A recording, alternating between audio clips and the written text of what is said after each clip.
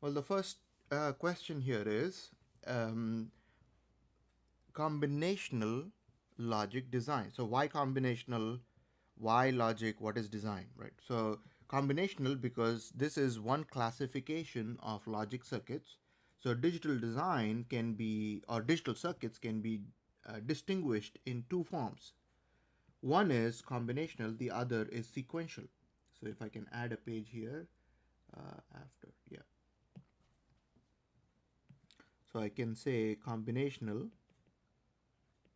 which is what we are doing right here, is one without memory.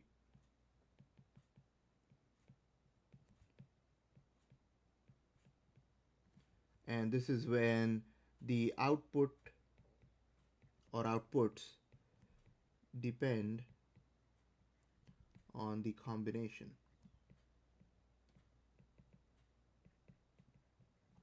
of inputs, of present inputs.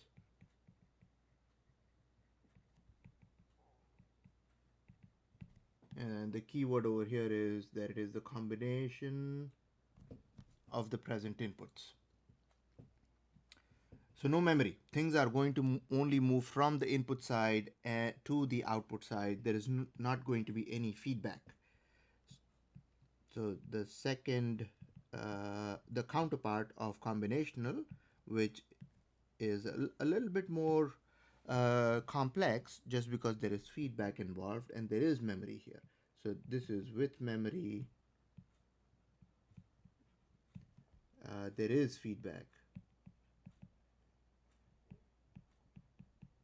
So the wires that connect different symbols or logic gates will not just move from left to right, they will also come back. So some outputs will be connecting back to an input side of an already existing gate.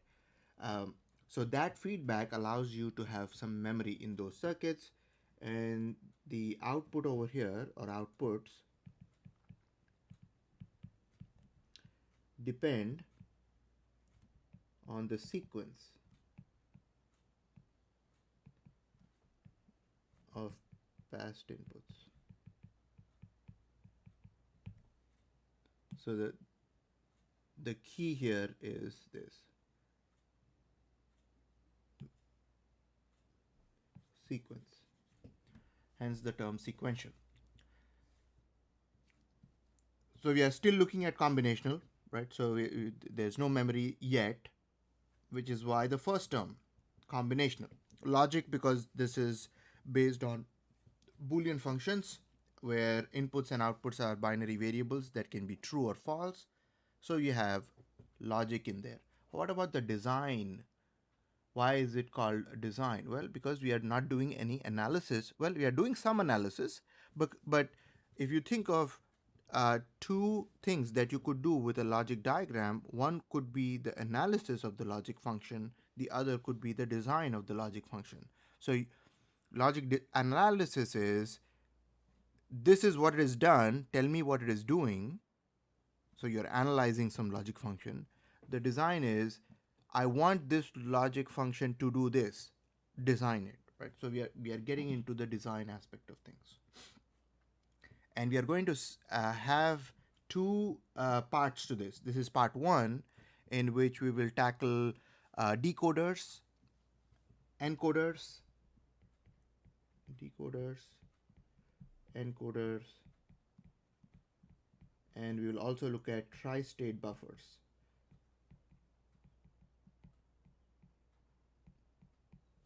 And then later on, we will look at multiplexers, demultiplexer, um, carry looker head adder, uh, and a little bit more uh, uh, complicated or sophisticated combinational logic design elements.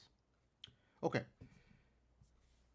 let's get into some documentation standards. How do we express our logic function to the world, right? So we might have to document some things so that others who are following our design can understand what our design is supposed to do or is doing. Now, the next few slides are going to be kind of dry because again, documentation standards seem to be a little bit boring. But let's not go too much into the documentation standards.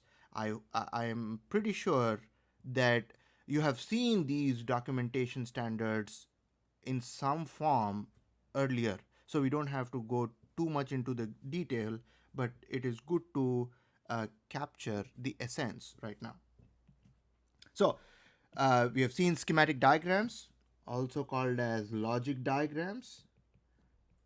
We have been seeing them, we have been expressing our logic functions using them. These are essentially sketches which have symbols and wires, right? Symbols of logic gates and wires to connect them, or the interconnections. So that's the schematic diagram. And you have seen many schematic diagrams. So that's one way to document a logic function.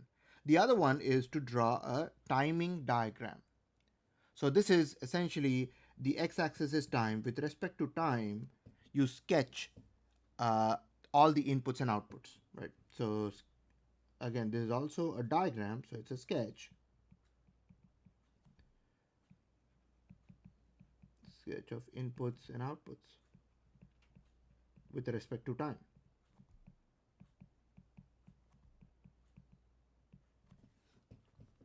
Now, in regard to the timing diagram, let us ask a question here. Let's see. The question is, can a timing diagram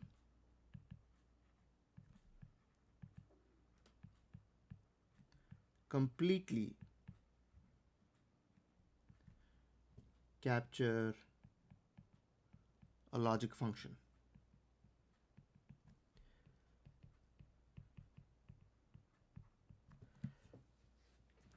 So the person who has designed the circuit will draw a timing diagram.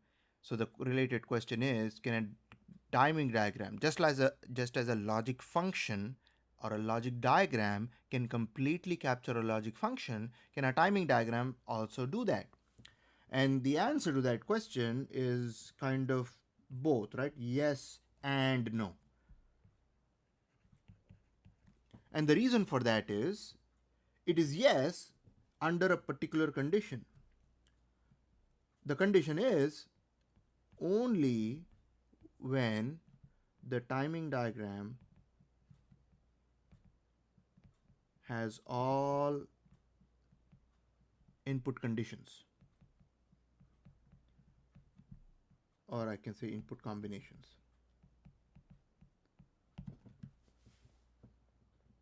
In other words, if you have a 3 input, 1 output logic function, then because you have 3 inputs, you are going to have to capture the timing diagram should be drawn at least for 8 different input combinations. Well, there are 8 different input combinations, so all those 8 different input combinations should be captured in the timing diagram. If we leave out any one of them, then the answer will be no, right? So all of them have to be captured. Only then a timing diagram can completely capture a logic function.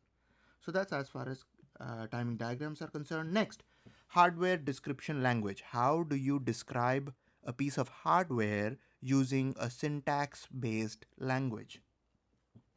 Or simply, this is what? HDL.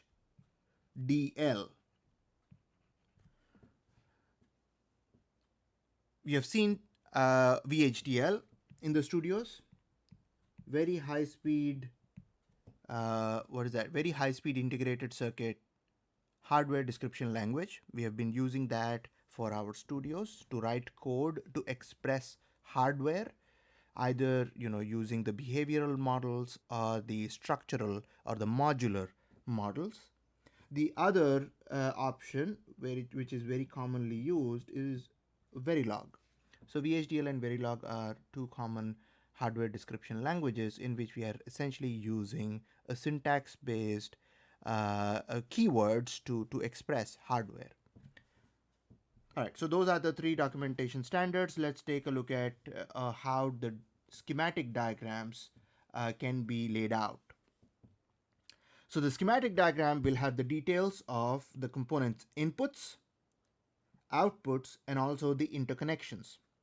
It is supposed to have a reference designators, pin numbers for the ICs that are being used, title block which tells the reader who designed it, what is the title of this design, when was it designed, which version of this design it is, and so on. So these are essentially the details captured into a title block. Names for all the signals, and if your design goes on for multiple pages, then you need page-to-page connectors. So let's take a look at an example here. This is an example schematic. What are A, B, and C? Let me use green here. A, B, and C are all your input variables. So those are your input signals. All the way on the right, we have X and Y. Those are our outputs.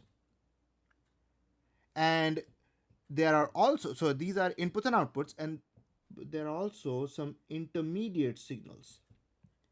M1 underscore L, M2 underscore L, M3 underscore L, M4 underscore L, A underscore L, B underscore L. So those 6 are your intermediate connections. So you see names, we said we need the details of component input, output, interconnections, names for all signals.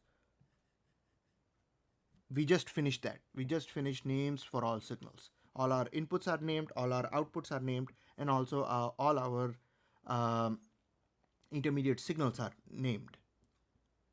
The symbols already exist, right? So if you see this, the first item here is details of components inputs, outputs, and interconnections. So the first detail would be the symbol of the logic function. So we have the symbols of the NOT gates, the symbol of the NAND gates, and these are also NAND gates.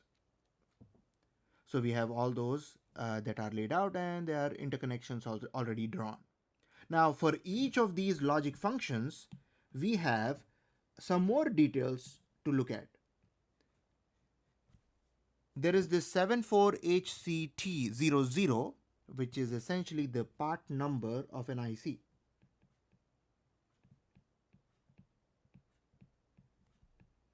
Integrated circuit. So that's a 14-pin IC that has many NAND gates in it. And that particular one that we highlighted is one of them.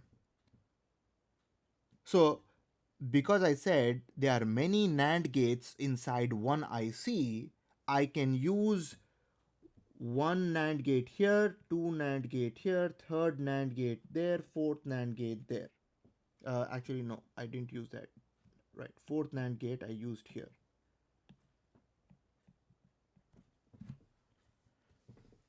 And I know that because I can see the reference designator is U1, U1, U1, U1 for all those 4 NAND gates.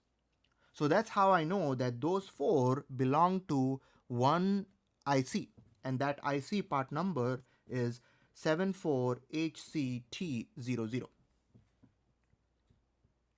Now 74 and 00 correspond to a 7400 series set of ICs, and the 00 corresponds to the NAND, 2-input NAND functions. There are a bunch of 7400 series ICs that we will list out today, but 7400 corresponds to 4, and as you can see there are 4 of them, 4, so quad 2-input NAND gates.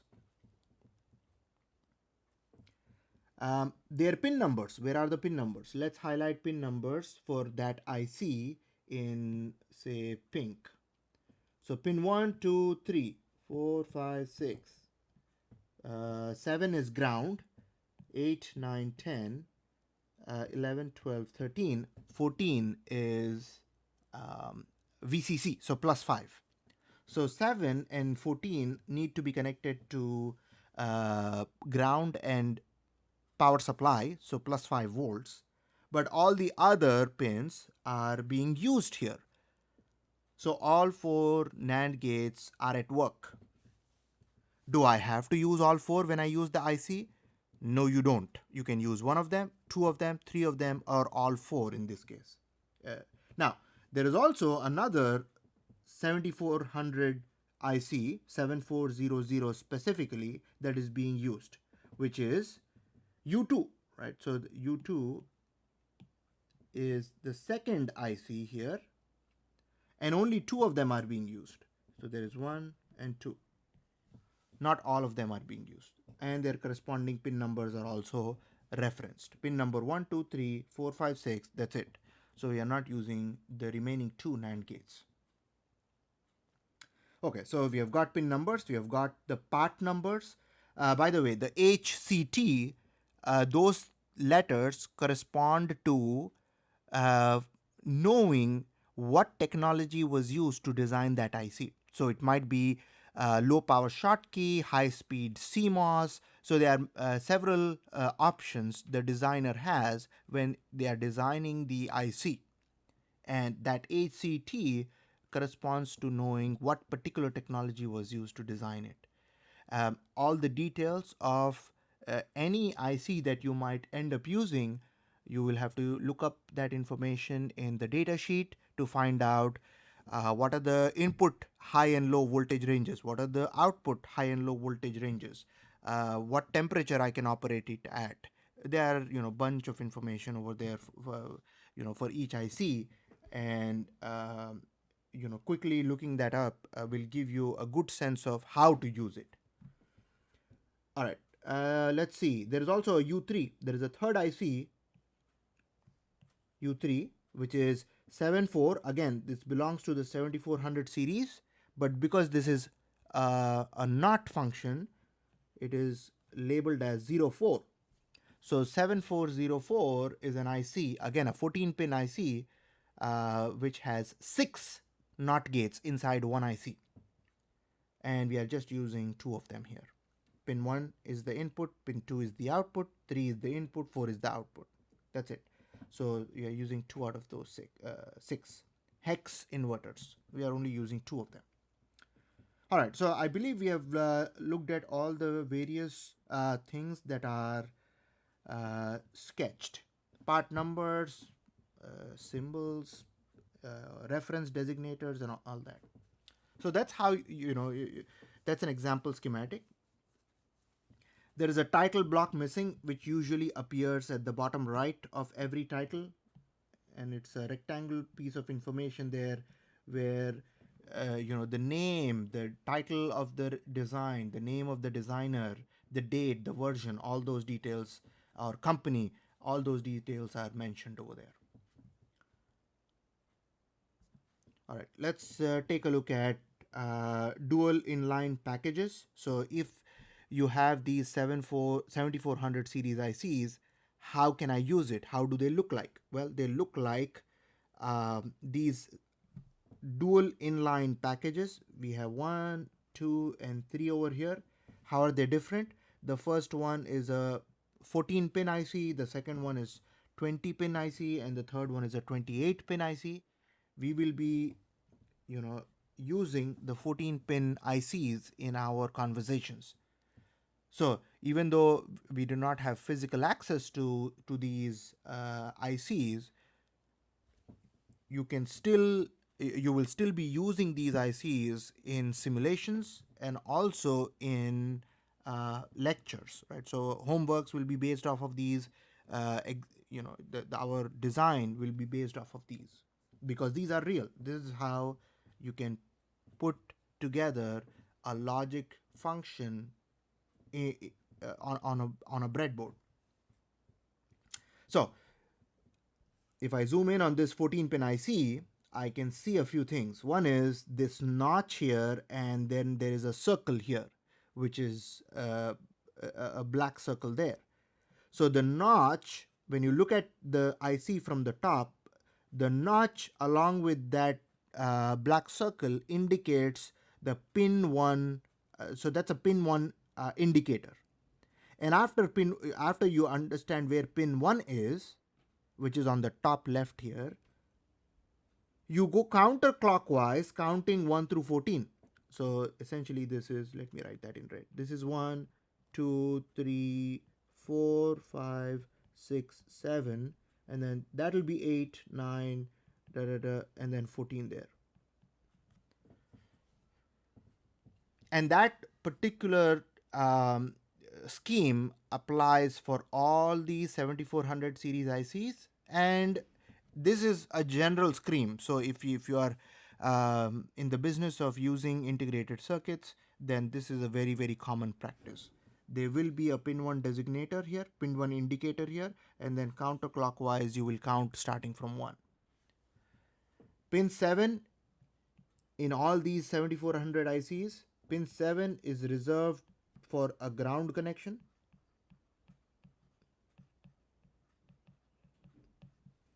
And pin 14 is reserved for a VCC, which is what, plus 5 volts connection. And all the others will be inputs and outputs of the logic gates. So dual inline packages, how do they look like? Let's move on. Now I was talking about the 7400 series ICs, and I specifically called it 7400 series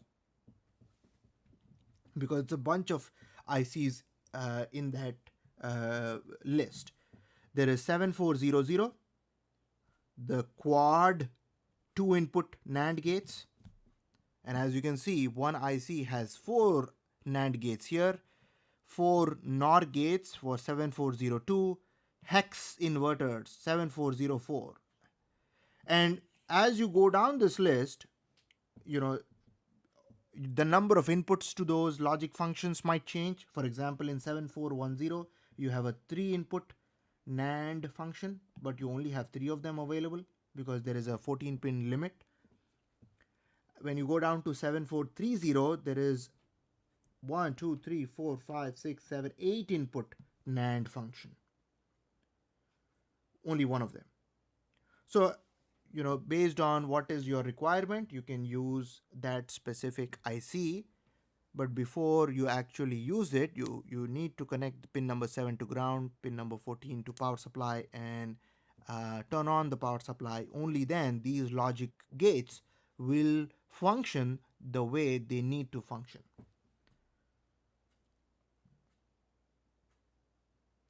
Okay, let's move on here.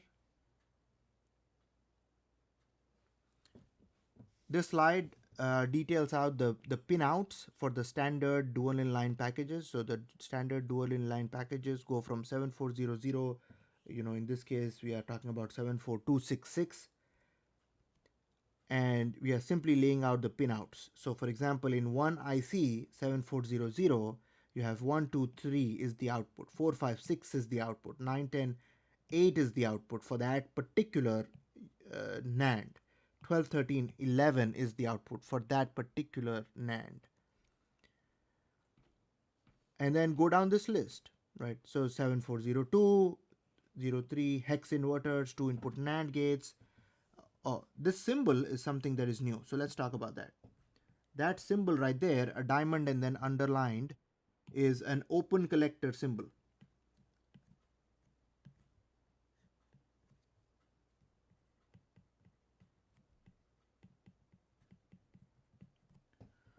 So that particular IC design type refers to outputs of those ICs will either be ground or will be open, which means they are not connected to anything. They will be in the high impedance state. So it will either be ground or in high impedance. High impedance essentially means a dangling wire. It is not connected to anything. So how is it different from the others? Well, for all the others, your outputs will either be 0 or will be 1, right? So they will be logic low or logic high. For an open collector output, the output can be low, but it cannot be high. It will be high impedance. So it means that it will be a dangling wire. So the question is, why use such a design where the output is high impedance? The answer to that is, if you are connecting multiple outputs to one wire, right? Multiple outputs from multiple open connect from multiple logic gates to one thing, one wire, then they cannot have logic 1, logic 0, logic 1, logic 0 confusion. You would want only one thing to get control of the wire. So you can use this high impedance state for that output to disconnect some of the outputs, some of these logic gates. And you go down this list, all the symbols we know except for this particular symbol. What is that symbol right there? So that symbol, I can perhaps draw it separately. That is what is inside that IC.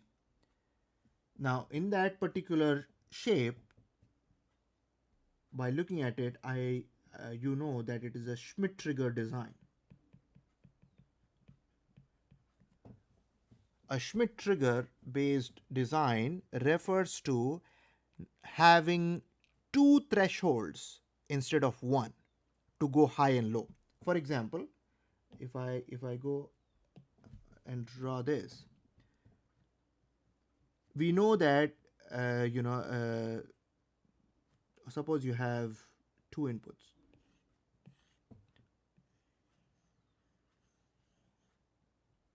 This is some signal here. A Schmidt trigger based design will have two thresholds. There will be an upper threshold and there will be a lower threshold. So only when the input crosses the upper, and these are for the NOT gate, right? This was for the NOT gate with that Schmidt trigger symbol. So only when the input crosses the upper threshold, the output will jump low.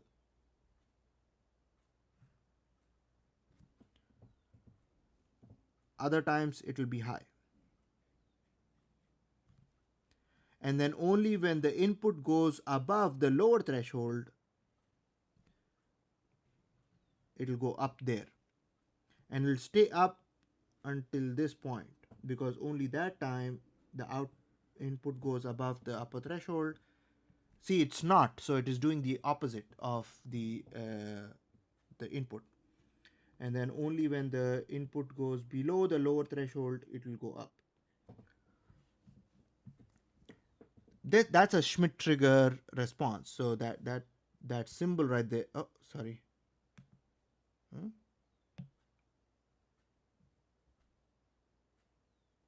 Okay. So that symbol right there refers to, if you can see there, the two thresholds. Why is this used? Because by having two thresholds, you reject this noise that is small in amplitude, right? Because you are not going up and down because of that. All right, let me take a look here. Isn't it,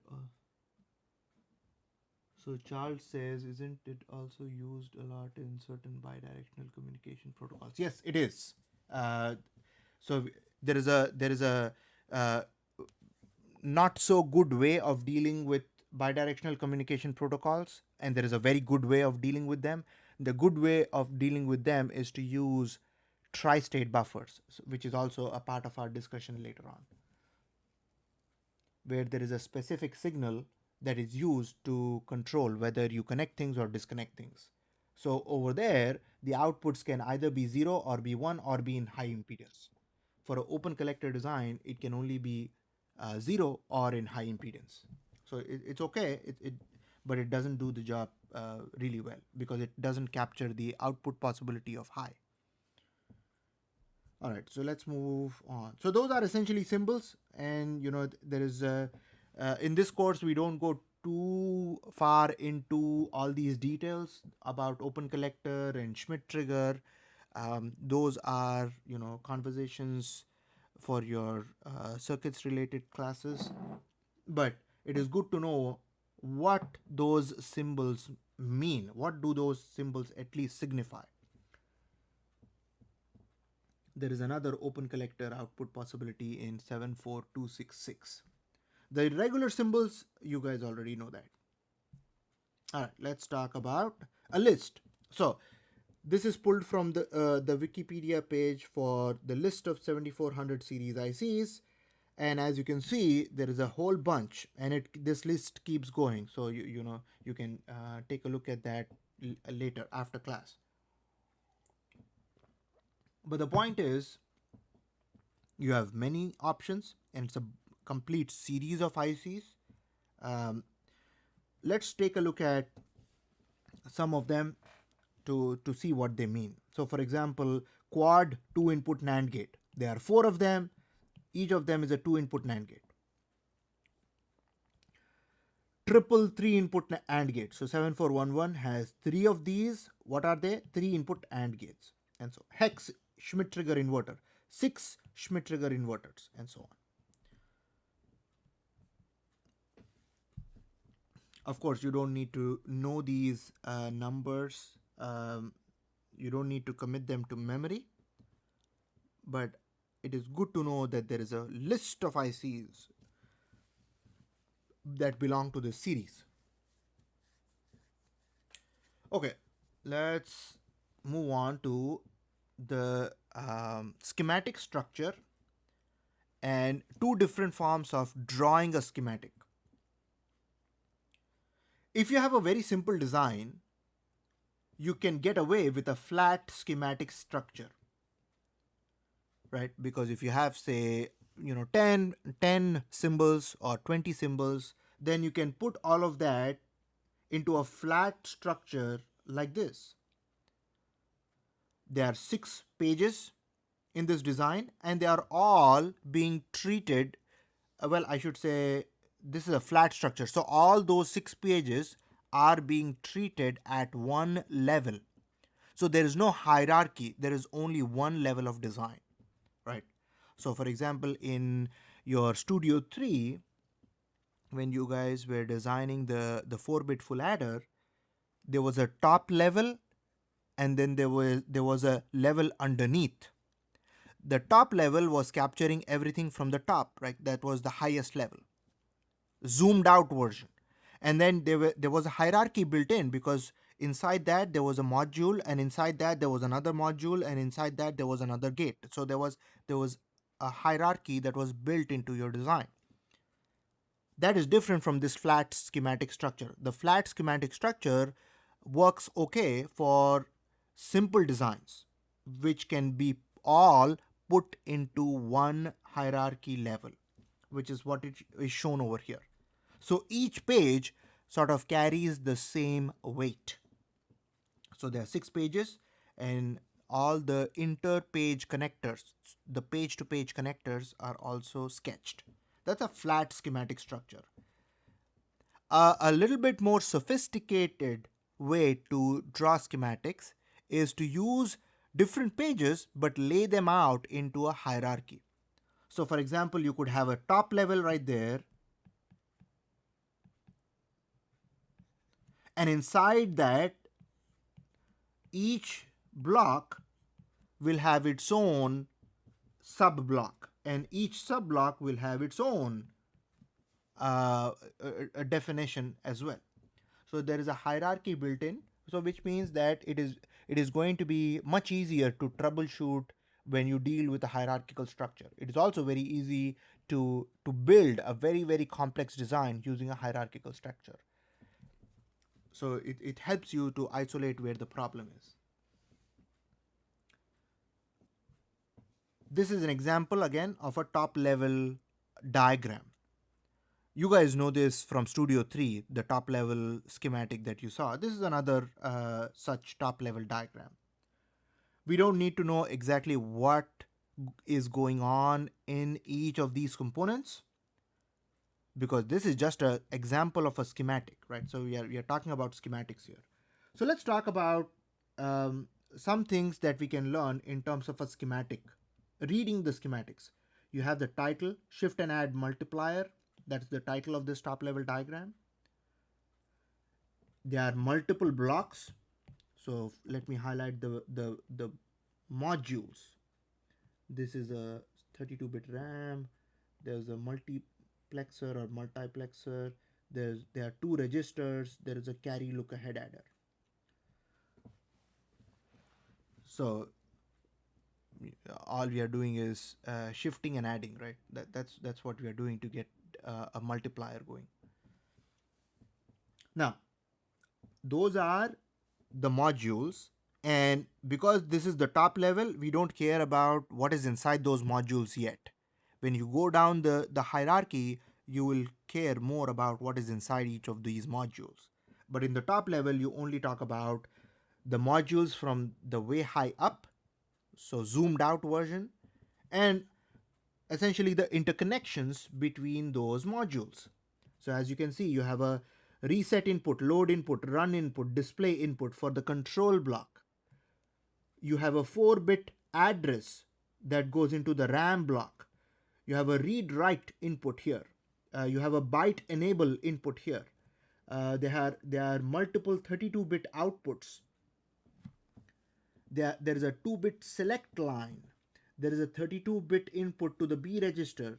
There is a 1-bit load enable for A register. There is a carry look ahead adder which has two 32-bit inputs.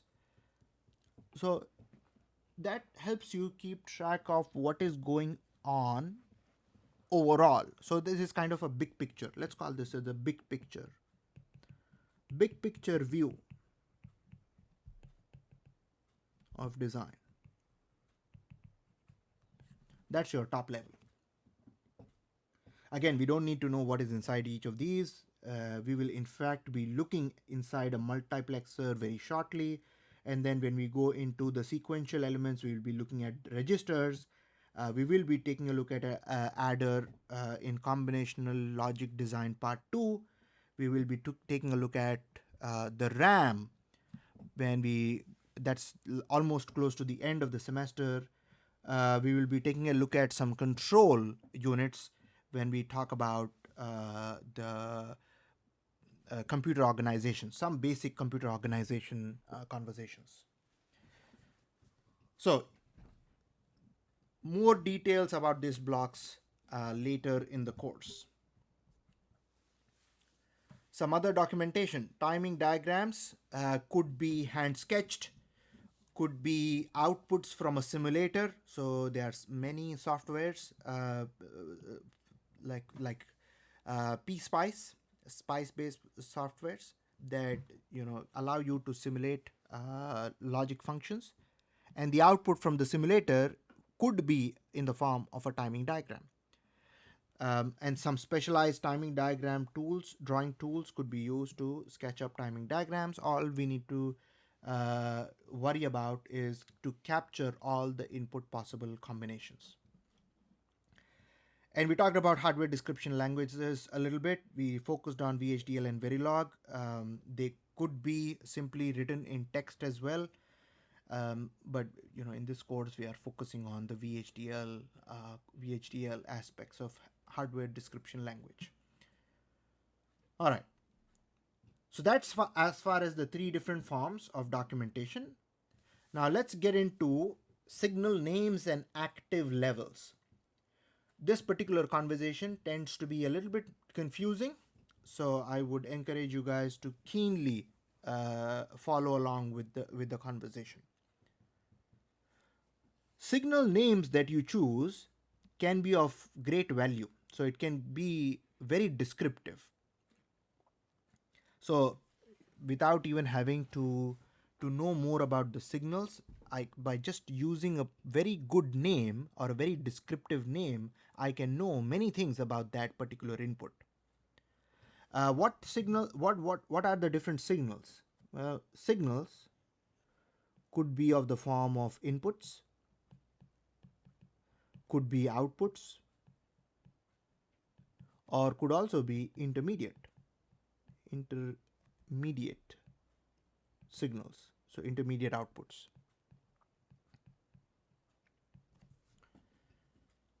So we are talking about the names for inputs, outputs, and intermediate signals. In the example schematic, we gave ABC as the inputs for inputs, ABC as signal names for input, XY where I believe the signal names for the output, and then we had M1 underscore L, M2 underscore L, and all those for all the intermediate outputs. And that underscore L is referring the descriptive part of that name. So let's take a look. Each of those signals, inputs, outputs, intermediate outputs, could be active high or active low. Active high is shaded in blue, and active low, let's shade that in, or let's highlight that in yellow. Active high is pretty straightforward because that is, positive logic. That is what is very easily, that's intuitive. Logic 1, true, high, yeah, right. So all those are that's active high. Any of these signal is active when it is high. That's an active high signal. So let's write a definition here for active high.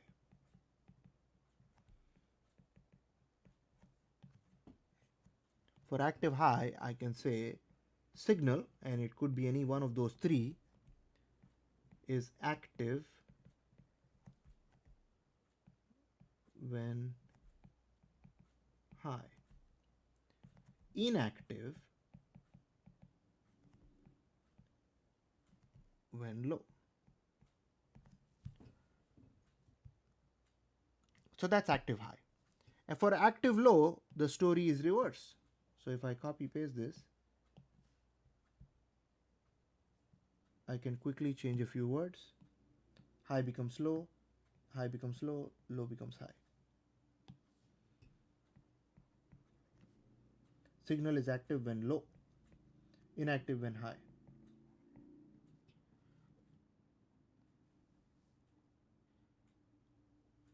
How do I know that? From the name, because we are talking about the signal names to be chosen in a very descriptive manner. So for example, for active high, let's go down this list. That plus is what indicates active high. That dot H indicates that it is active high. H. There is no underscore L, right? So for example, this underscore L is a very common way to describe active low signals. That symbol, asterisk, tilde, all those are active low indicators.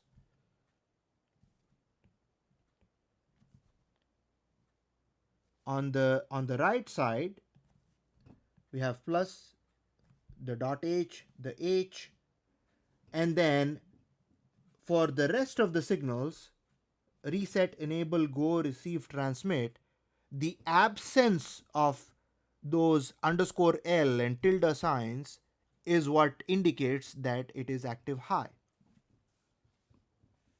So by using the names in a descriptive manner, we can convey to the reader whether those signals are active high or active low. So let's take a look at an example here to understand active low and active high a little bit better. So here you have a logic circuit at the top where this particular logic circuit has some output, and that output is called error OK underscore L. So first of all, let me highlight this in yellow right away because I know that this is an active low signal.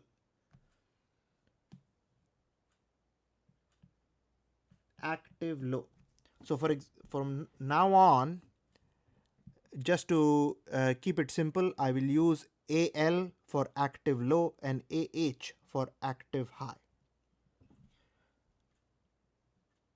So what does that mean? Error OK underscore L.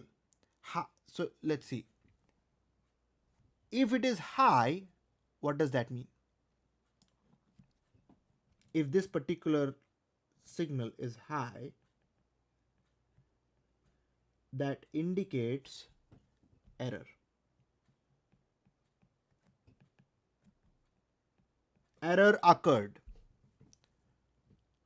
But when it is low, that indicates no error, which means everything is okay. That's the name, error okay underscore L. So if it is low, you know it's okay.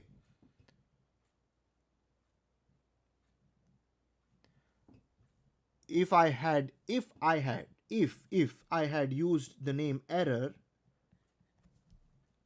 then I am indicating to the reader that whoever designed this logic circuit designed it in such a way that error is active high. So if it is 1, read it as error occurred. And if it is 0, read it as error did not occur. Right? So it's the person who is designing the logic circuit responsible to name those signals. Now let's talk about another example here, which is at the bottom. There is a different logic circuit, and the output of that logic circuit is named as error underscore L, which indicates to the reader that if it is 0 or low, if the output is low here, that indicates error. And if it is high, logic 1, that indicates no error.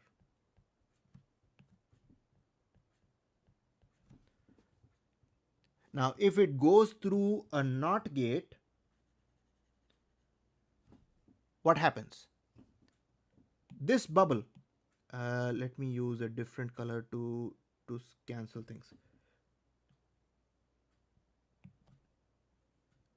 That underscore L gets cancelled with that bubble right there. Active low followed by a bubble, that is double negation. You get error.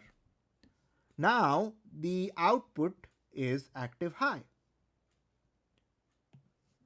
This is active high. No underscore L. So that means that if it is low, it is no error. That is the indication. If it is high, that means that there is error.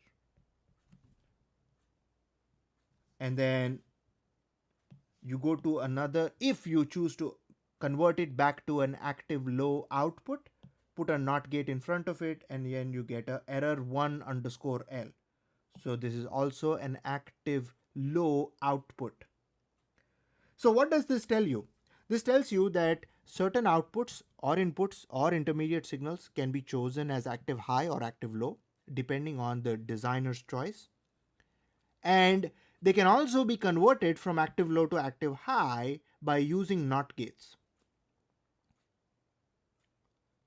So you will see later on that the common combinational design components, for example, decoders, encoders, multiplexers, and so on, they will have certain inputs being active low, certain outputs being active low.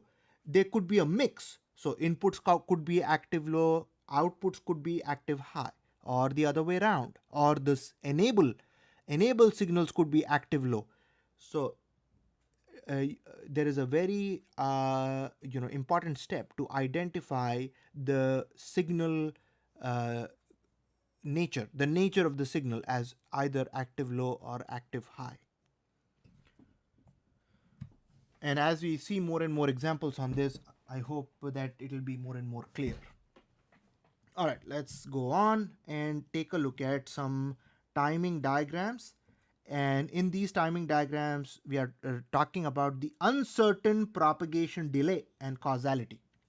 So if you look at this particular block, these guys are inputs, these guys are outputs, just because I'm sketching them on the left and right. And then if I change the input, of course the output cannot change immediately, there will be some propagation delay involved, right? So yeah, this is some logic circuit here.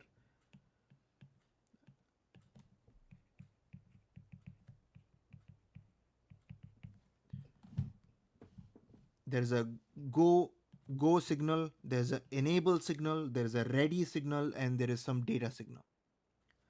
Now let's see, what does this sketch B indicate? So suppose that at some, by the way, all the x-axis over here is all time. So let me draw that in blue perhaps. All of this is time.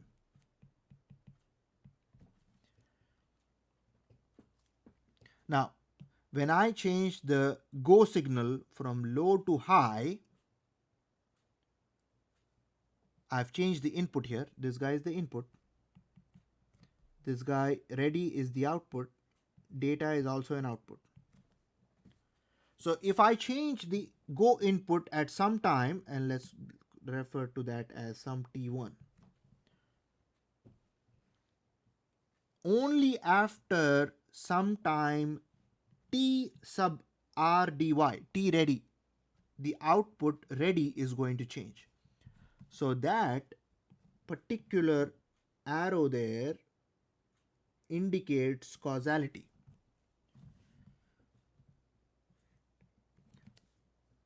Change in go caused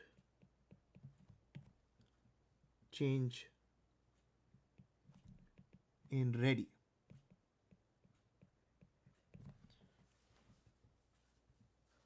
So that indicates propagation delay, and in this case there is no uncertainty about the propagation delay. We know that, suppose I call this T2.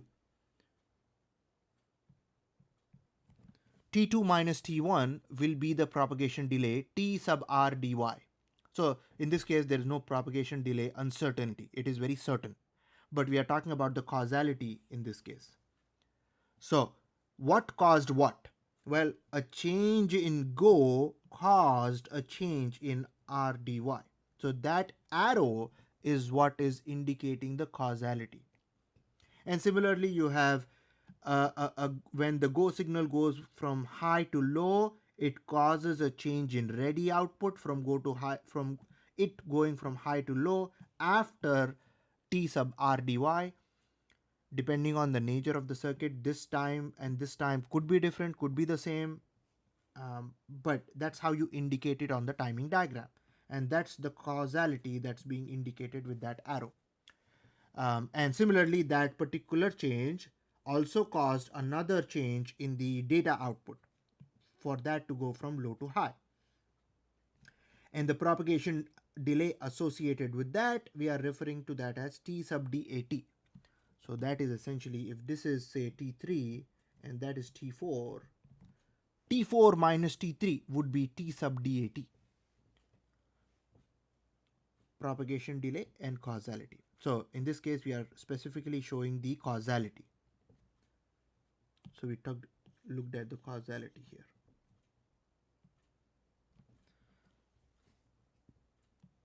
One, two, three, and four. Four different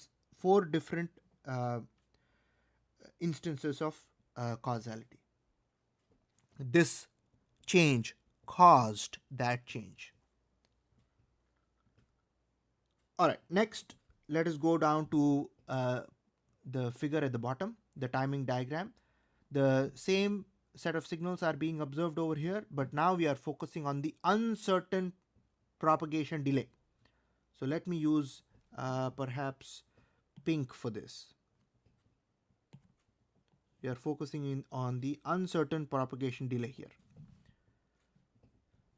So in some cases, when there is a change in go, there could be a change in ready, and that change could occur between T sub R dy minimum time or T sub R dy maximum time. So it could happen, the change in ready could happen as early as that, or as late as that. But if you take a look at the entire uncertainty block, that is the entire time the output ready is uncertain, there is an uncertain propagation delay element involved there. Similarly, you have uncertain propagation delay here where there's a minimum and maximum time. So there's a range of propagation delay that is expressed using an uncertainty or that grayed out region. The change could happen here, the change could happen here, the change could happen here, or the change could happen there. So those are the 4 instances of uncertain propagation delay that are associated with the same 4 causality cases in this case. So that's how you would draw or sketch out in a timing diagram uncertain propagation delays and causality.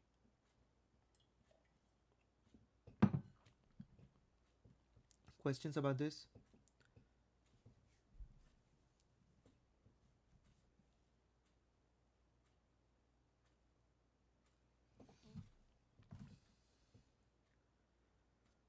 All right. Data transfer. More things about the timing diagram and the fact that we need to obey some times, hold times, and setup times to make sure that the data transfer can happen appropriately. So let's take a look at the first signal being sketched here. The first signal is write underscore L. Okay, underscore L tells me that it is an active low signal. I was using yellow for that, so I'm going to highlight that in yellow, and I'm going to call this active low input. I know it's input. Why do I know it's input? Because this is a write control, right? I'm asking something to be written to something. So this is in my control.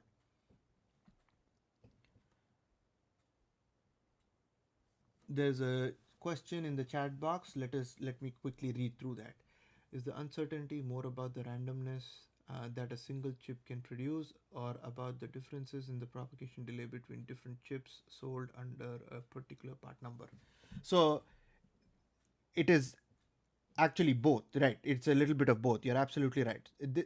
That is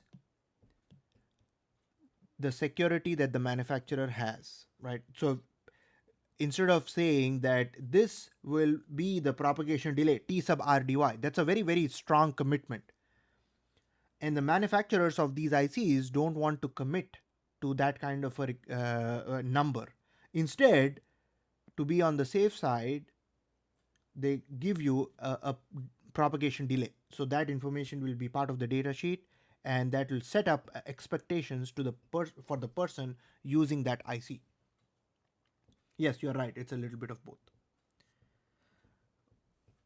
All right. So let's go on here. It's the same reason as we have the gold ring and the silver ring for tolerance on resistors. It's the same reason.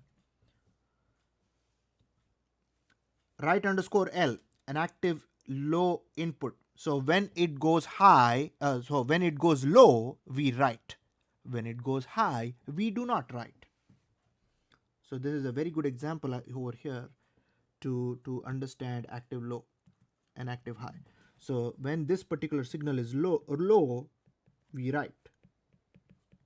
When it is high, we don't write.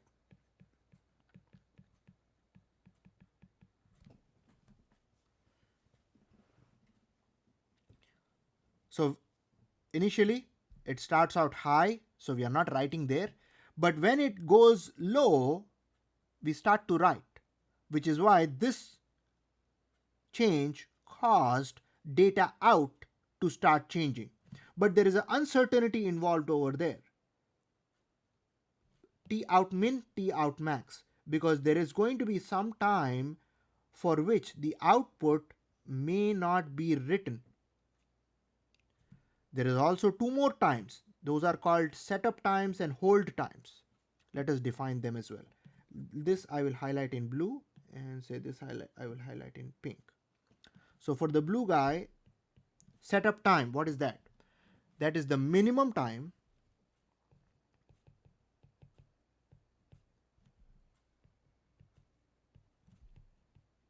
for which data in has to be stable.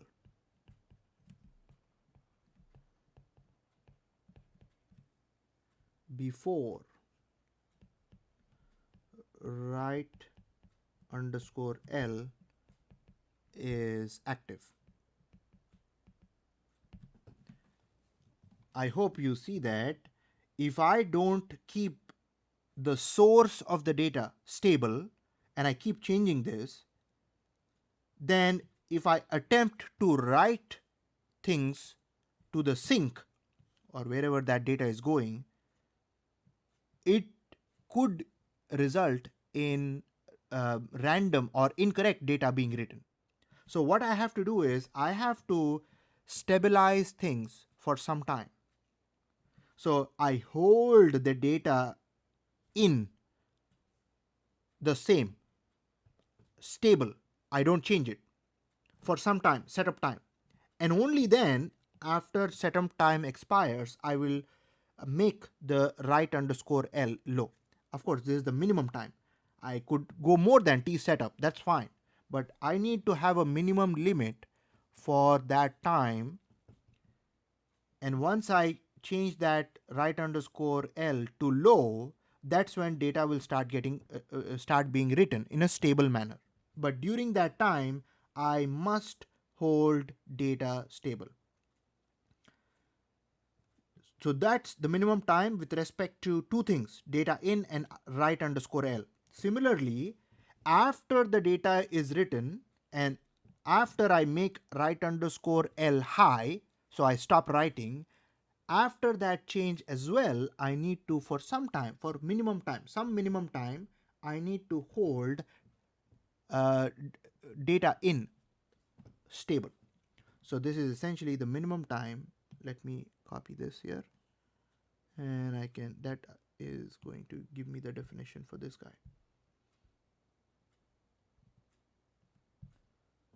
Is this the minimum time? Yes, it is also the minimum. Let me change this color to red so that we have a color coding going on. It is the minimum time for which data in has to be stable before write underscore L is inactive.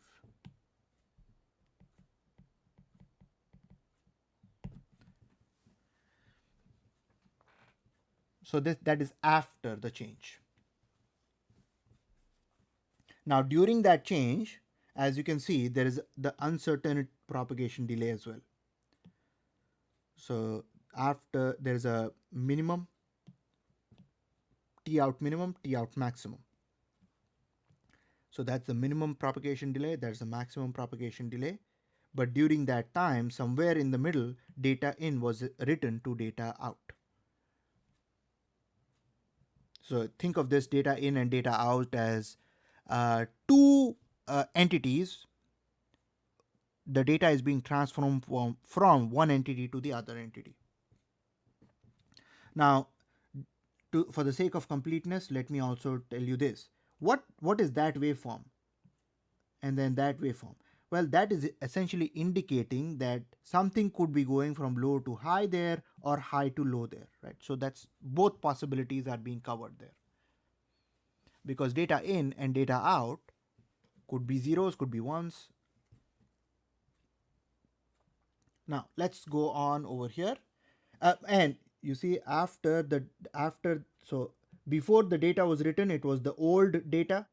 And then after it was written here, somewhere in the middle here, data in now is goes to data out, and you have the new data after that, after it's being written.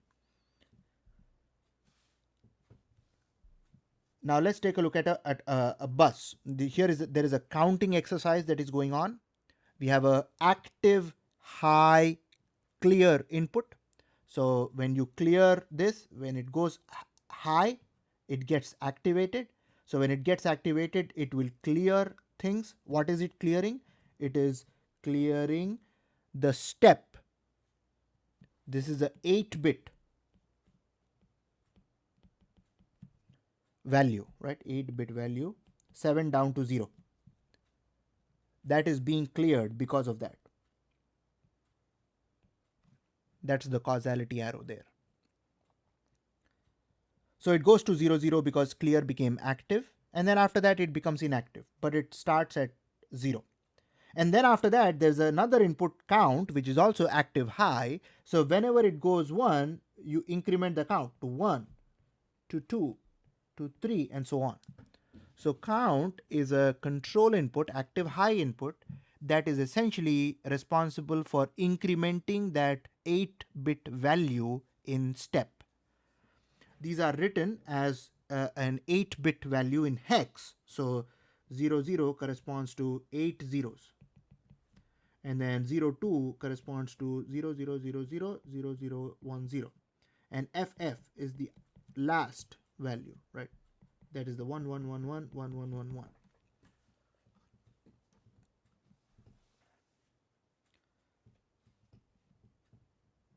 All right, so I hope you find these timing diagrams helpful. If there are questions, we can talk about them right now.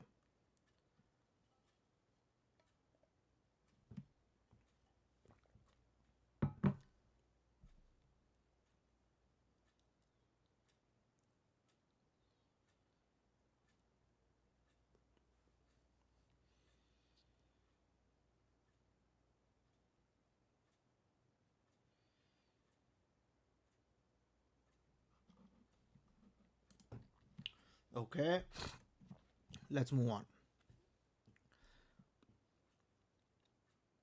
This slide talks about the timing specifications for two different types of ICs. You have CMOS and TTL. Their part numbers are listed below on the left column, and there are two entries for each of these: typical propagation delays and the maximum propagation delays. As you can see, there's uncertainty involved. There's a propagation delay for the outputs to go from low to high, and there is also a propagation delay for outputs to go from high to low. TPLH, TPHL. P stands for propagation, H and L stand for high to low or low to high. For 74 HCT, AHCT, and low power Schottky LS. Now all these numbers for all these 7400 series ICs listed over here, why are we looking at it? Because we want to get a sense of what are these typical timing delays? What are these typical propagation delays? What are the numbers going to look like? Those are going to be a few tens of nanoseconds. That is the typical propagation delay that is involved in these ICs. 35 nanoseconds, for example, for the output to go from low to high or to go from high to low when the input changes. So this is just for the sake of reference and to get an idea about what are those propagation numbers going to look like. Typically they are 11 nanoseconds, but for 7400 it could go as high as 35. So there is a propagation delay uncertainty that is put into the data sheet. Let's move on. Let's talk about the programmable logic arrays. So this is the first attempt at designing a combinational logic function using something that is programmable. Now, programmable logic array, we know FPGA, right? We have been using FPGA, field programmable gate array. So we are using a bunch of transistors, we have been logic cells that we program. And FPGAs have a really high power. We can squeeze millions of logic cells into a very, very small area. And those are the advanced technology. But things were not as sophisticated as FPGA at the beginning. earlier it used to be an IC that you would have to program, and then you would have to go to a computer, program that IC, and then pick it out and put it in your logic circuit, and then it'll operate based on how you programmed it. Now we are going to look at one such programmable logic array, PLA, to begin talking about how we can synthesize how can we realize a combinational logic function. So we are looking at programmable logic array. This conversation is going to be pretty straightforward, very simple. So the items that are listed over here will make a lot more sense as you go on to the next slide. So you have so any here any combinational logic function can be realized as a sum of products, right? As a SOP. You give me any logic function, I can convert that into a sum of product expression. So programmable logic arrays can be built by leveraging that fact, which is I can put any logic function into a SOP form. So once I put any logic function into an SOP form, I can build a large AND OR array. AND is the level 1, OR is the level 2, which is essentially the sum of product logic diagram. And I can build that large array with lots of inputs, product terms, and then programmable connections. In the general case, we are talking about n inputs. So the AND gates that you have in the AND level will have 2 times n inputs. Those are twice the number of inputs because we are using true and complement form for each of those input variables. And out of those AND gates, there are m outputs. These are m outputs for the overall design. So these are outputs of the OR gates. Each AND gate is programmable. Here, I feel like it is better to just go into an actual diagram and then come back and relate that to N, M, and P. So in this case, we are looking at a 4x3 programmable logic array with 6 product terms. So Y4, Y3, Y6. We are using 4 because they are 4 inputs. We are using 3 because they are 3 outputs. And we are using 6 because they are 6 product terms. All these X's indicate programmable connections. So you could program that as connected or disconnected.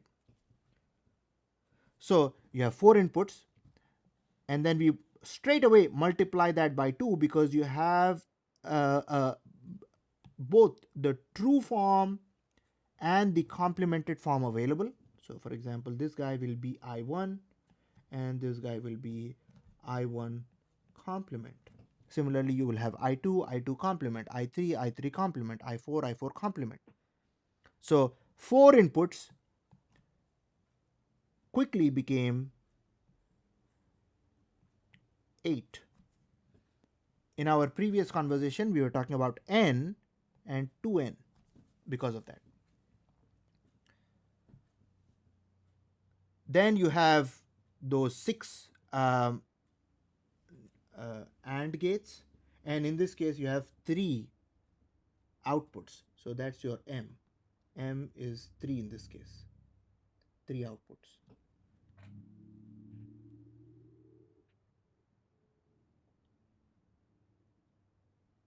Now let's ask this. Do you agree with this? P is the number of AND gates. And the claim over here is P has to be much less than 2 raised to n. So in our example, n was 4. So 2 raised to n would have been 16. And the claim is that P should be less than 16. Do you agree with this? In this case, we are using only 6. But the question is, do you agree that we only need 6 or at least less than 16? Why can't we have more than 16?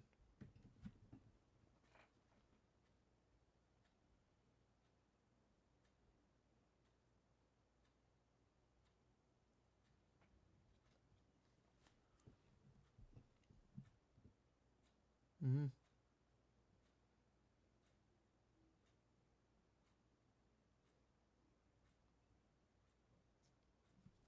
So if you have I1, I2, I3, I4, they are, because they are 4 inputs, if you wrote out all the the minterms, there would be only 16 minterms.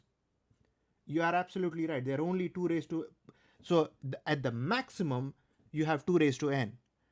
So if you even simplify a little bit, you will get less than 2 raised to n. So in a common setting, the number of product terms, when you simplify it into a sum of product, it's not a, you know, it's not a canonical sum of product, it's a product sum of product, which means that you can simplify it and then implement it using this. So if in the unsimplified version the maximum is 16, so in the simplified version it has to be much less than that.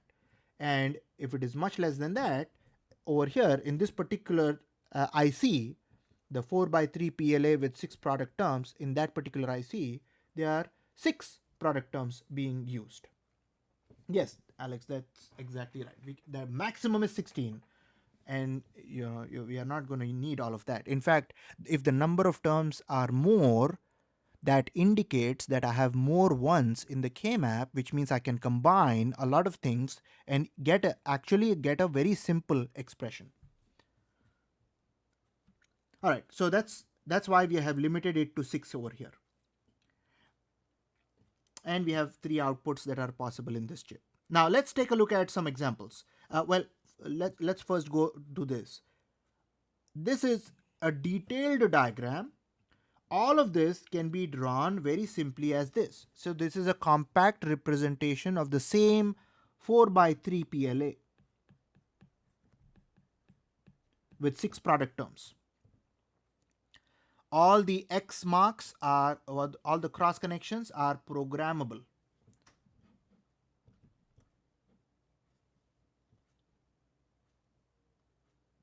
Yes, yep. All right, let's see. On the next slide, we have an example of how do you synthesize 3 different logic expressions, and each of those logic expressions has the same set of inputs: O1, O2, O3. Those are the 3 outputs. O1 depends on I1, I2, I3, I4, and the same applies for O2 and O3. So the cross connections have already been laid out. So let us analyze it. Because there is a cross connection over here and here, too big, here and here, what is the input to this AND gate? It is going to be I1 and I2. What about here? It is going to be I1 complement and I2 complement and I3 complement and I4 complement. And similarly, you can write the others. Once you get to the AND function, oh, sorry, this has to be AND. So this is actually here.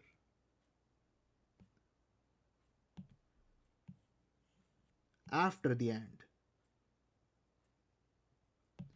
Those are the inputs that are going into the AND. After the AND, they become I1 and I2 and so on.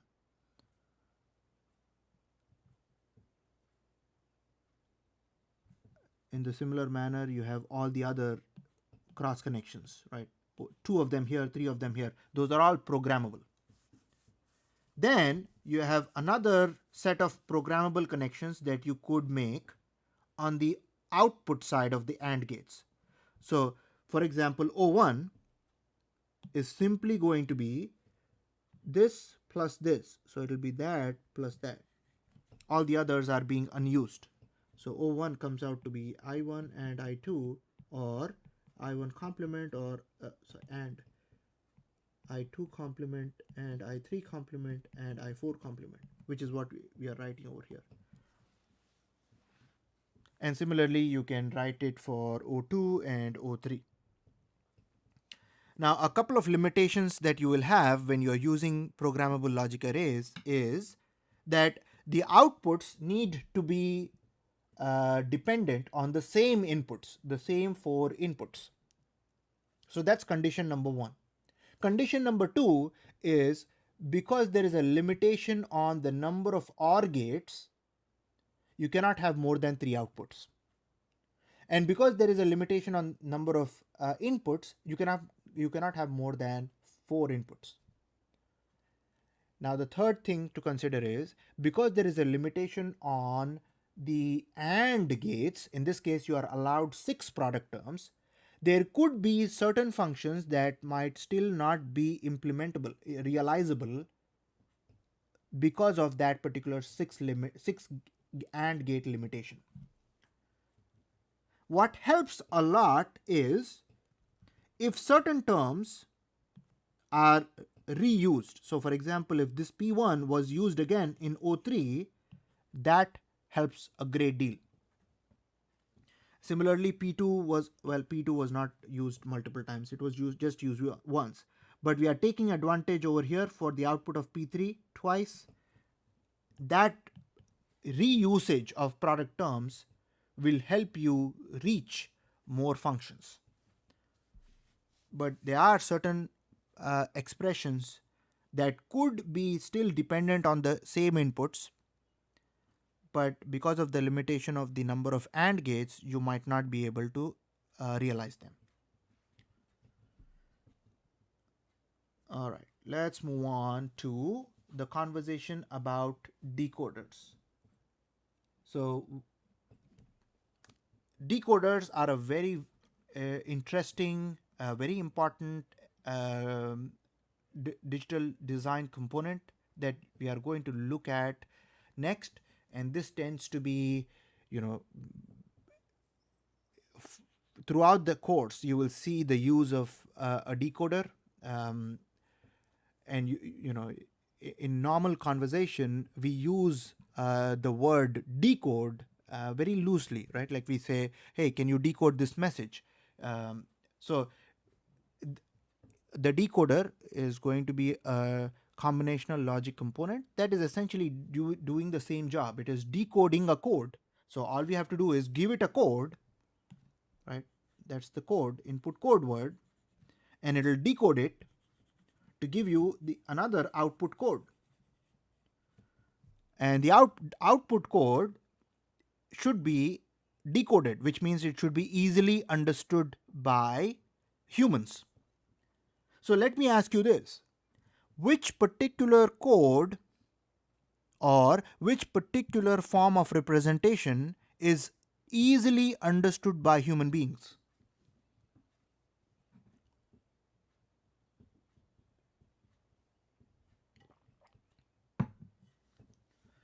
The easiest code that a human being understands is decimal. Perfect. Yes. And the reason for that, well, 10 fingers, 10 toes, right? We understand symbols 0 through 9. We like numbers that are using symbols 0 through 9. So if the output code word was somehow in the decimal format, we would benefit from it, right? Because that is going to be a decoded message that the humans understand very well. Okay, so this is the common form of the output. this is not the only form of the output. This is the common form of the output. This is the most general form of the output code. So what are the decimal symbols? Well, 0, 1, 2, 3, 9. So I want a particular combinational logic function or a combinational logic design component like a decoder to have the possibility of outputting a 0 or a 1 or a 2 or a 3. How do you think I can do that? Because this is a digital device, digital component, right? So the outputs and inputs should be binary. They should be low and high, low and high. So how can I use this low and high for something like this, for something like decimal? Any ideas?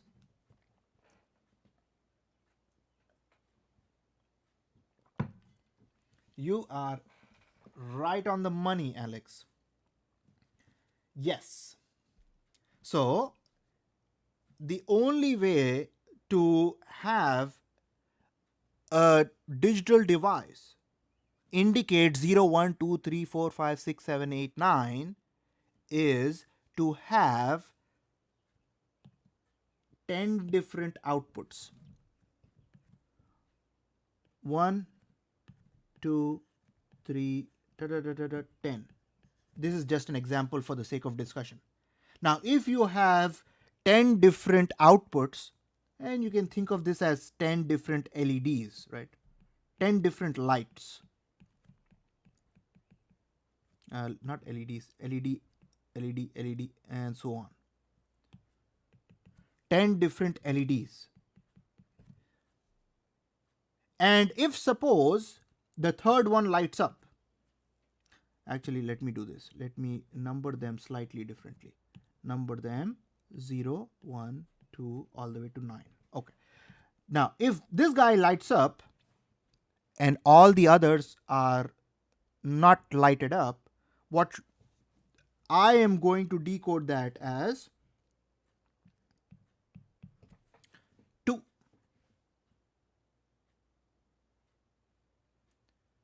And in fact, I can go all the way to 16 or 15 in this case. And if this lights up, and by the way, when I light up 2, I should not light up any other thing. Right? I should have all the other lights being off. So for a decoder, that is a very strict requirement. Only one output can be active at any given time. Because if there are two outputs, then are you decoding it as a 2 or are you decoding it as a 9? You can't have that. You can only have one output active at any given time. If the last LED lights up, then you know that it is 1111, right? I'm considering the outputs to be active high in this case, in this conversation. But that's essentially it. That's how I can decode. So the input could be 0010 going into a decoder, and the output, so in this case you have 4 inputs, outputs are 16 or 2 raised to n. If one of them lights up, you know that that code is for 2.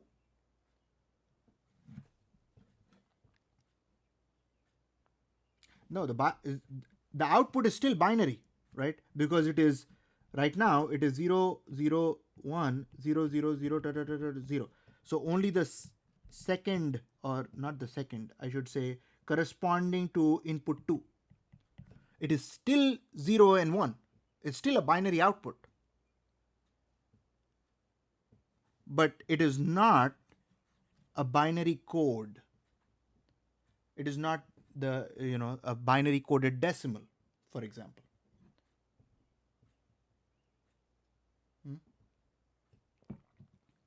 Because that's what we are trying to decode, right? So we are trying to decode a binary code. So I want the circuit to take in the input 0, 1, 0, 0 and tell me that it is 4. So it's kind of like a binary to decimal conversion, if you can, if you can, if that makes sense.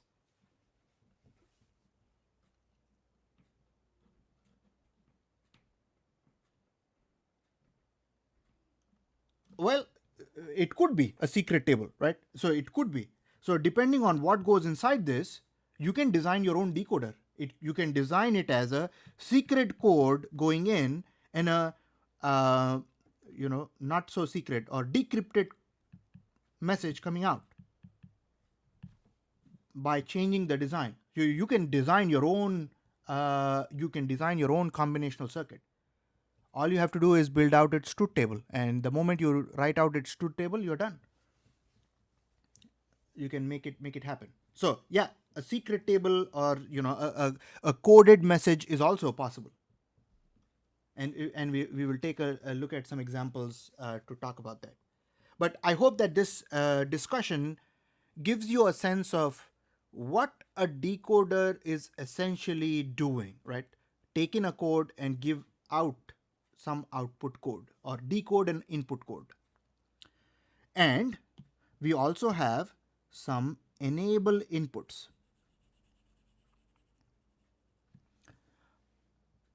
Those inputs are going to control whether the output code is available or not available. Is uh, is the decoder doing its job, or is the decoder not doing its job? Is it enabled or is it not enabled? So we have an ability to switch on and switch off the decoder as well. Now, typically you have n inputs and you have 2 raised to n outputs. That's generally. So suppose you have 2 inputs, you could have 4 outputs, or 3 inputs, 8 outputs, 4 inputs, 16 outputs, and so on.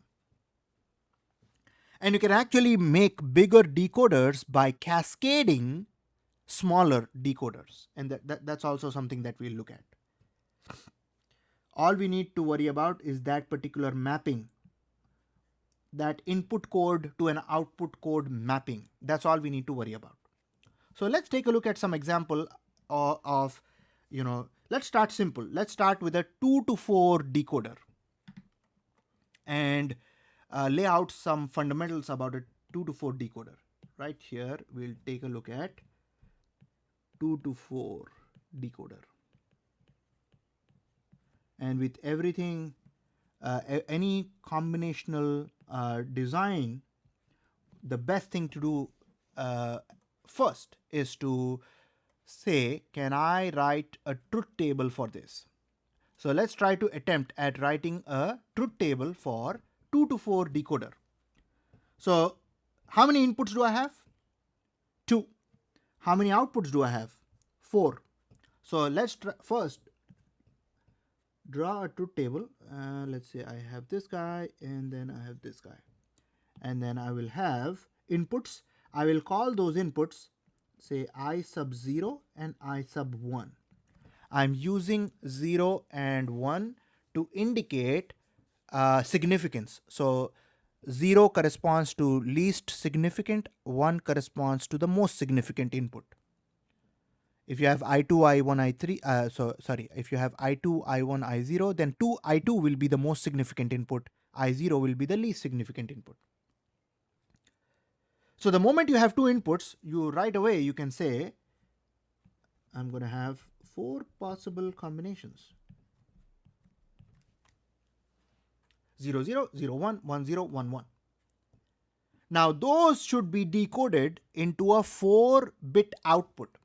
So for output, instead of using O, because O can get confused with a 0, I will use Y. So I will use Y3 for the outputs. I will say Y3, Y2, Y1, and Y0. So Y3 is the least significant output. Y3 is the most significant output. So when it is 0, 0, and as I said, outputs should be mutually exclusive. Only one output should be on or active at any given time.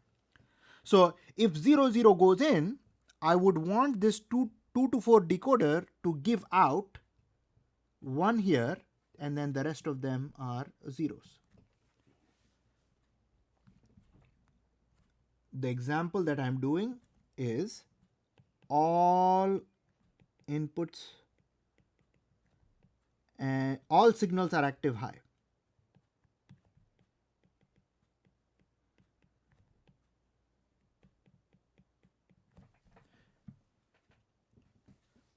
Next, when you go to 0, 1, this guy moves here. When you go to 1, 0, this guy moves here. And then when you go to 1, 1, this guy moves here. All the others are 0.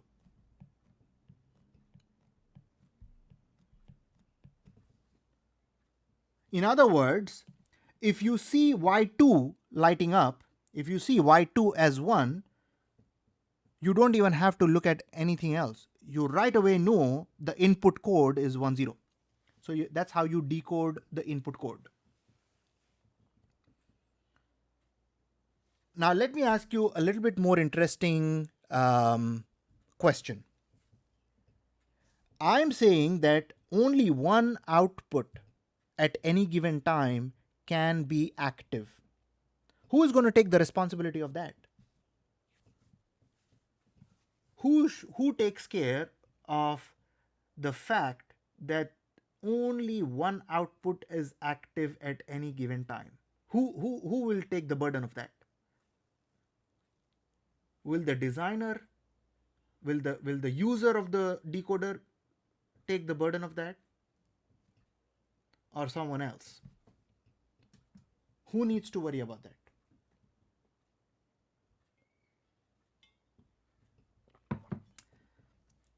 Well, the user cannot worry about that, right? Because the user will say, this is my input code, 0, 0, 0, 1, 1, 0, 1, 1. The user can only provide an input. The designer should write the logic function. Absolutely right. The designer, the burden of making sure that only one output is active at any given time, the person who is designing that chip will have to make sure of that being happening for the sake of decoders, right? So if the designer messes it up, it's on the designer, not the user. All right. So we were talking about enables, right? So let's put some enables into this. Before we do enables, let's write some expressions. Perhaps we can do this. We can say, can you guys help me write an expression for y0? Maybe for y1 and y2 and y3.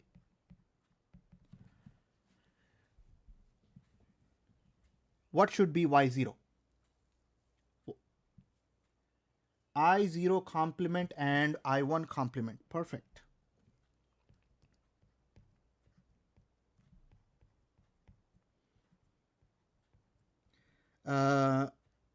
Right? Because you see, this is 1 and it's 1 only at one time when I1 is a 0 and I0 is a 0, right? So Y0 should be I1 complement and I0 complement. Based on your knowledge of min terms and max terms, what is I1 complement and I0 complement? So can you express that using min terms? I1 complement and I0 complement? Min terms.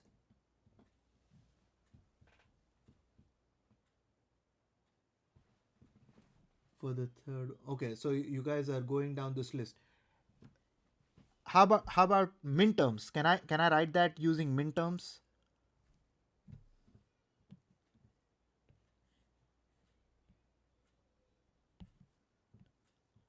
Min term, oh no. Min terms is sum of product. Yes, sum of product. So min terms are product terms. So let's see. Min term 0, right? Because it is row 0, row 1, row 2, row 3. So that should be min term 0. Min term 0 indicated by small m subscript 0.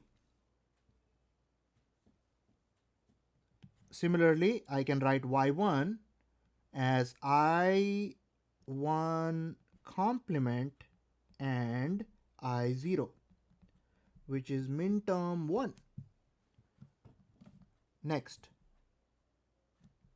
y2. Y2 is I1 and I2 complement, which is min term 3. Oh, sorry, min term 2.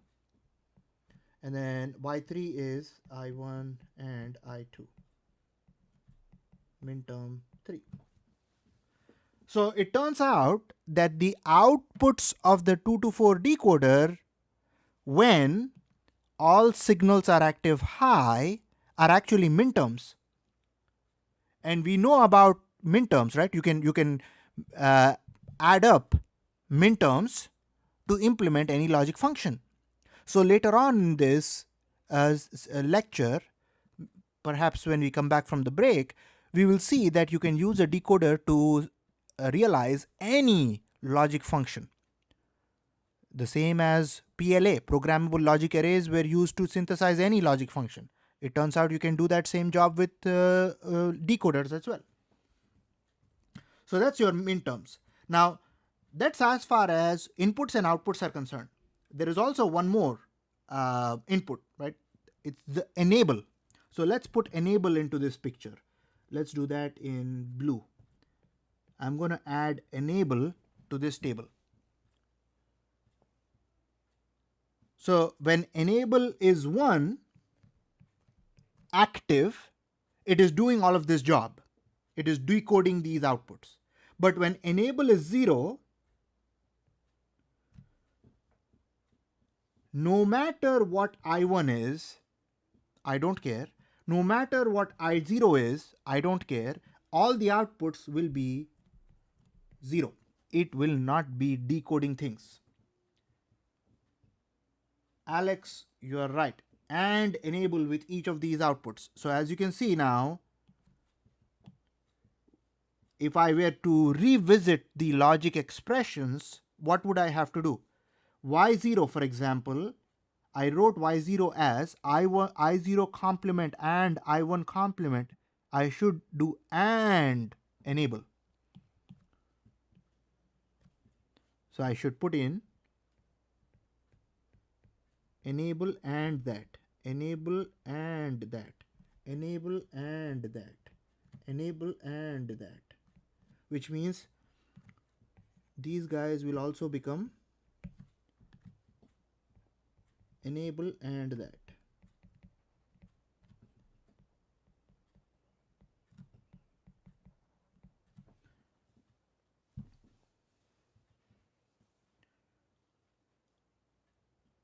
All right, I hope that so far this is going well. So what I can do next is I can switch these around. And I'm doing all of this to go to a very commonly used 2 to 4 decoder. So I am going to take this guy from here.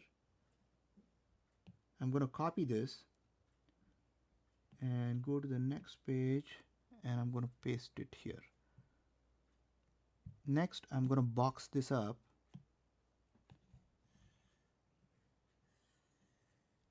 And I'm going to call this all signals. Inputs, outputs, enable, all of them are active high.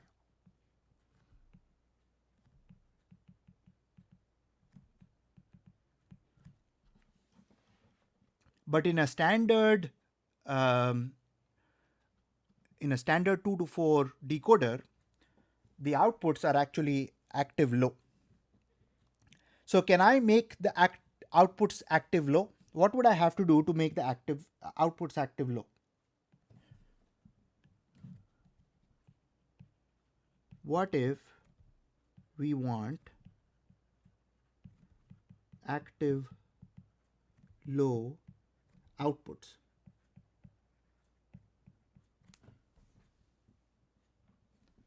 take the complement. Yes. So y0 complement will equal enable and I1 complement and I0 complement. All of that needs to be complemented, which also means this is going to be enable and M0, small m0 complement. So I'm essentially just complementing both sides of the first term there. So what should this result in? For y0 complement, what should I write? After I complement it, I can write that as y0 underscore L active low output equals enable complement or I1 or I0.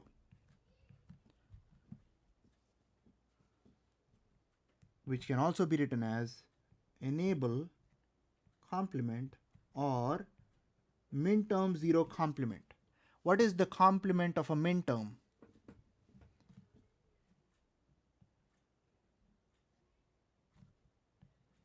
Max term 0.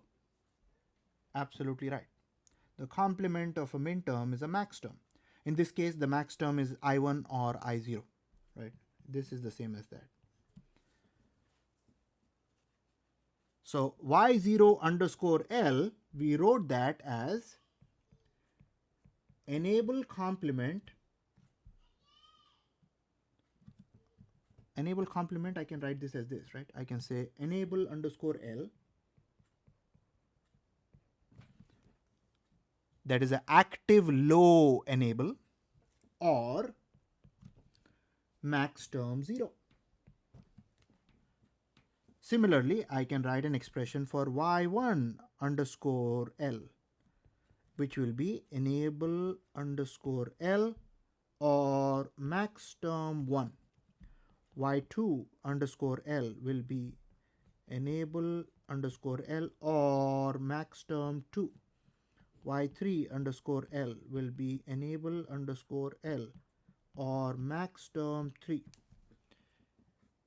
And just for the sake of completeness, let me lay out the max terms.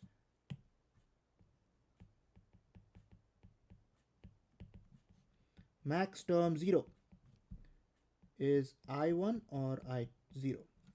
Max term 1, I1 or I0, which should complement.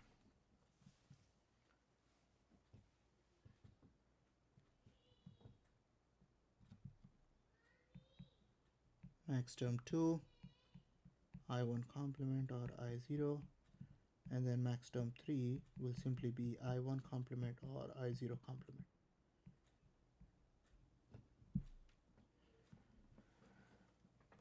So this is, what is this form? Inputs active high, outputs active low, enable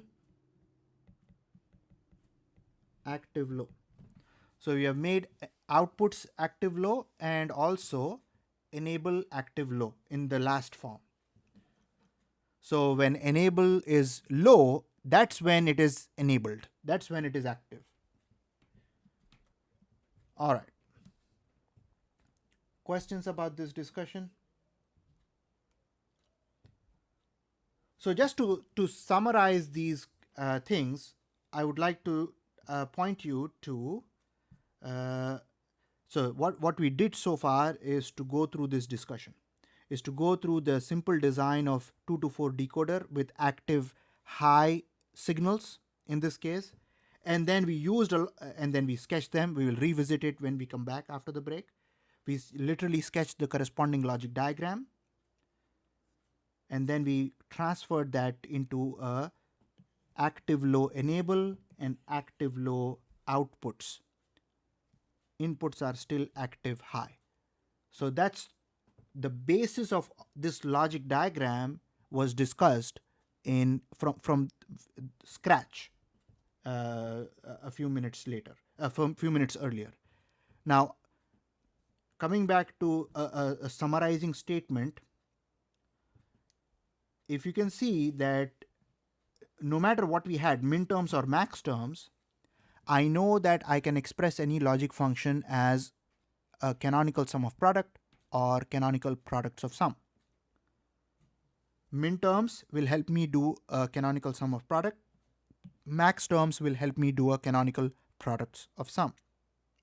And depending on whether you have active high inputs or active high outputs or active low outputs, you can use min terms or max terms respectively. All you would have to do is pick out the min terms or pick out the max terms and run them through an AND gate or a OR gate to get that function realized. And we will take a look at many examples of that when we come back as well. All right, so let me stop the recording here and then